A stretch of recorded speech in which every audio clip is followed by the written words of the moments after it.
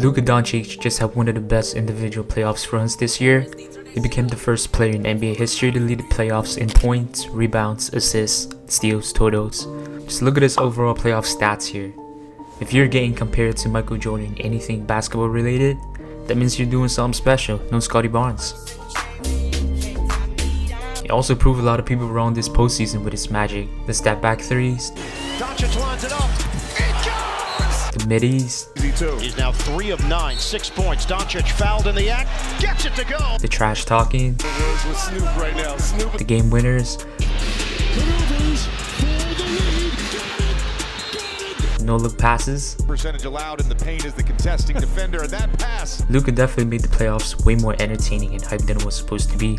I'm not gonna lie, I wasn't really a fan of him before, but after watching him play and destroy everybody on his way to the finals, and also greening a lot of my parlays of course, I couldn't help but to admire his greatness on the court. But then the finals came. It was a catastrophe. In today's video, we're gonna discuss what happened in the NBA finals and what Luka and the Mavericks should do moving forward. Before the finals even started, I was genuinely surprised by how many people and sports analysts believed that the Mavericks were actually going to win. It's an easy choice for me. There you go. Dallas. It's very obvious that these people were just coping because they don't like the Celtics. There's absolutely no way anyone would believe that a team that's won 64 games in the regular season is going to fall short to a team that's won 50 games. Plus their star player is not fully healthy. The Mavericks had no idea what was waiting for them in the Garden in Game 1. The tight hard defense in every possession, the versatility of the Celtics, and of course the crazy fanbase that they have. It all started with Kristaps Porzingis. He was going ballistic on both ends of the floor, punishing mismatches, Foul, Porzingis knocks down his. shooting like Curry, Porzingis way outside. blowing by defenders, blocking all the shots. Irving blocked by Porzingis. To say the least, the Mavericks didn't do enough homework coming into the game. The level of physicality and pressure that they put on Luka and Kyrie was nothing like anything that they'd seen before. All the shots that they attempted were extremely difficult and heavily contested. To add insult to injury, Jaylen Brown decided to join the party in the second quarter and started attacking the paint. They were taking turns targeting Luka on some of the possessions with the goal of wearing him out as much as possible, and all that resulted in the Mavericks going down by 21 at halftime. Even though Luka and the Mavs kinda crawled back in the third quarter and cut the lead down to 8 points, the Celtics proved why they're the best team in the league after the timeout and went on another run. Brown drives inside, shot clock winding down. Horford just gets it off and hits the three. Brown, three-pointer, punks it in. As great as Luka was in the game, he couldn't do it all by himself, especially when the second best player in your team shot 6 for 19 from the field. The Mavs probably knew that they were in trouble after the game, so they had to resort to playing mind games and trying to stir up drama in order to have a chance to win this series. Well, Jalen's their best player, so he did everything, and that's what, your best player does. The Mavs came out aggressive at the start of this game. Everyone was hitting shots and Luka alone had 13 points in the first quarter. Those long push-ahead passes, that's been an effective weapon for them. Falling away, shot is good. On the other hand, the Celtics were playing like dog shit. They couldn't hit an open shot to save themselves. Tatum gets in the paint, kicks it out. Hauser, good clean look. Despite all that, they were only down by 3 points coming into halftime. The Celtics then decided to stop settling for three-pointers and started attacking the paint more. The two Jays finally woke up and scored some buckets. They also played better defense on Luka, forcing him a couple of crucial turnovers which definitely shifted the momentum of the game. And of course, this shot too. You've got to drive it, like Kyrie's got to come along.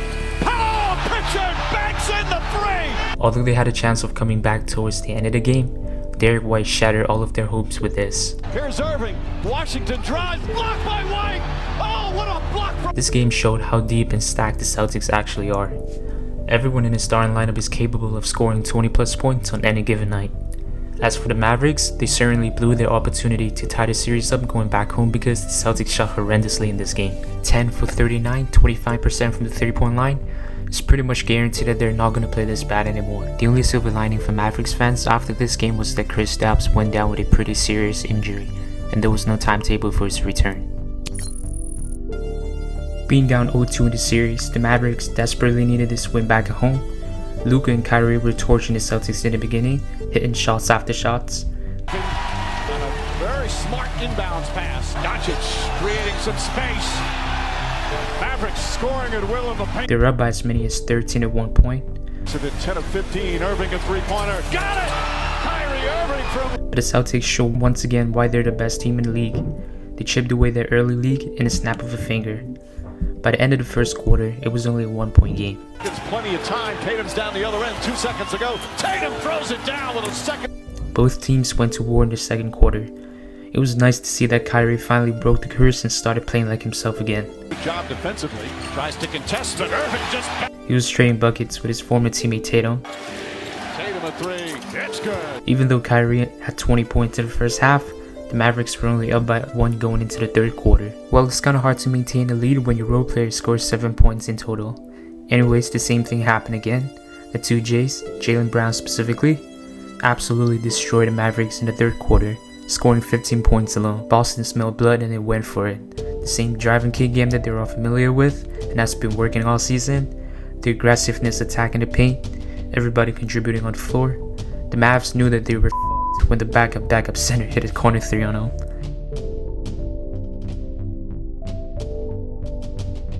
Down by 21 points with 11 minutes left, it was looking like the Celtics were going to coast to another victory again. However, the Mavericks had something else in mind. The double team finds Green, his three, got it! Josh drives, kicks it out in the corner, three-pointer Washington, it's good! They went on a 22-2 run, cutting the deficit to just 1 point, with about 4 minutes left in the game. But then this happened. Brown runs into Doncic, blocking foul, and that's it, he's fouled out. With Luka not on the floor, it means that Kyrie would have to take on all the load, no pause. As much as we all wanted to see him go in Super Saiyan and take over the game and give Boston the biggest f*** you, reality struck and it was not pretty. Props to Jaylen Brown and Derek White though, they were hitting clutch shots after clutch shots, slowly but surely leading their way to another win. Being down 3-0, it was pretty much over. As we all know, no team in NBA history has come back from such a deficit.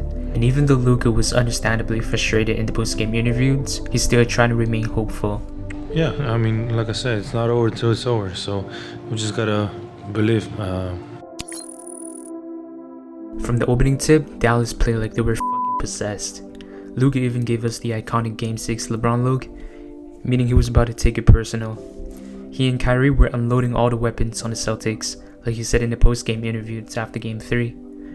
Just go home, get the ammo ready, get the bazooka, get the 50 cal ready, get everything ready, because it's, when we come into Game 4, we know that we got to shoot our gun, we got to shoot our shots, and we got to do it with an aggression. And they decided to attack the paint aggressively and dismantle their defense.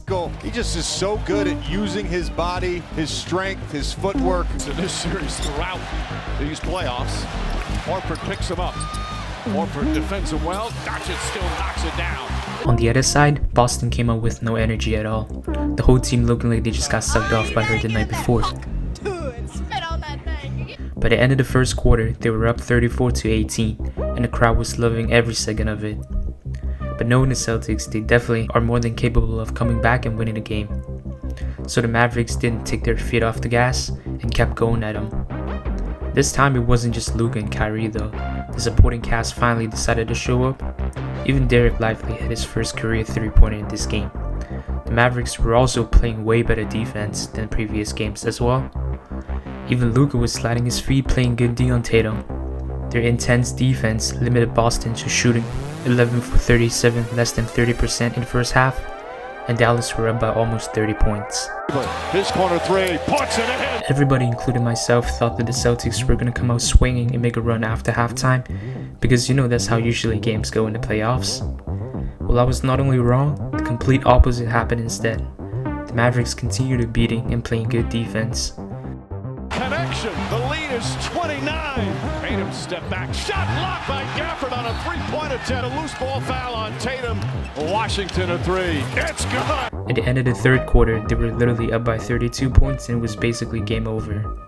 The entire fourth quarter was just garbage time, but it was far from being boring though, because the garbage time MVP, Tim Hardaway, was cooking the shit out of everybody. Hardaway knocks that one down. Powell says nice job. Hardaway fires, connects on a three. He was looking like a dark-skinned Steph Curry at one point.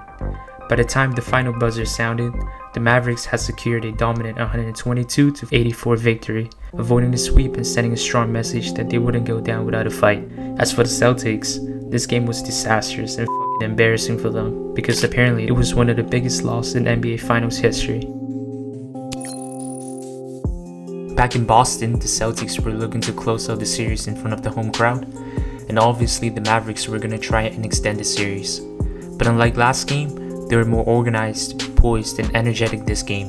Tatum finally showed some emotions, letting everybody know how badly they wanted to win. Tatum goes up and lays it up and in. Brown was hounding Luka the whole game, only allowing him to score 9 points in the first half. Kyrie was completely shut down by the Celtics defense too, as he only made 2 field goals. For Boston, they were raining 3-pointers on him the entire second quarter. Tatum goes inside, flips it out, Brown, 3-pointer, puts it in. And Peyton Pritchard ended the quarter with a 49-feet buzzer beater, which is icing on the cake, causing the crowd to erupt. The buzzer, bang! Pritchard at the buzzer with a... This game was pretty similar to Game 4, but Dallas was the one getting clapped instead. With a comfortable 21-point lead coming into the third quarter, the Celtics managed to keep them at a distance despite them cooling down a little bit offensively. The Mavs never really had a chance to come back because nobody else was stepping up other than Luka and Kyrie. So Kyrie did the signature LeBron move, congratulating the other team and sitting out early before the game was over. Basketball is a 5-person sport. Even though Luka and Kyrie are a better duo than Tatum and Brown, they still couldn't win this series because of how much better the supporting cast the Celtics have. They kind of remind me of the 2014 San Antonio Spurs, where everyone was doing their part both offensively and defensively, instead of only relying on 1 or 2 guys to carry the team. Some people blame the loss on Luka for his lack of defense. While it is true to some extent, I feel like the bigger problem here is the lack of help. Luka had to bring the ball up every possession, make plays, and create shots all by himself.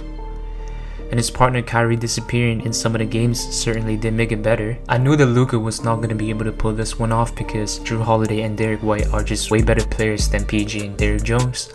And I'm not even on some LeCap shit here, guys. So what's next for the Dallas Mavericks? To be fair, they went a lot further than anyone could have expected this year. And they did it with key parts of the team like PJ and Gafford only being here for the last 30 games or so. However, as we can see in the finals, players like Derrick Jones, Tim Hardaway, Maxi Kleber are not reliable and consistent at all, especially when it comes to 3-point shooting. So the first thing they should do is to trade for someone that can shoot the 3-ball really well, like Jeremy Grant or Bogdan Bogdanovic. The Mavericks only have the 2027 first-round pick that they can trade with, but they do have a lot of tradable salary guys that they're okay with losing.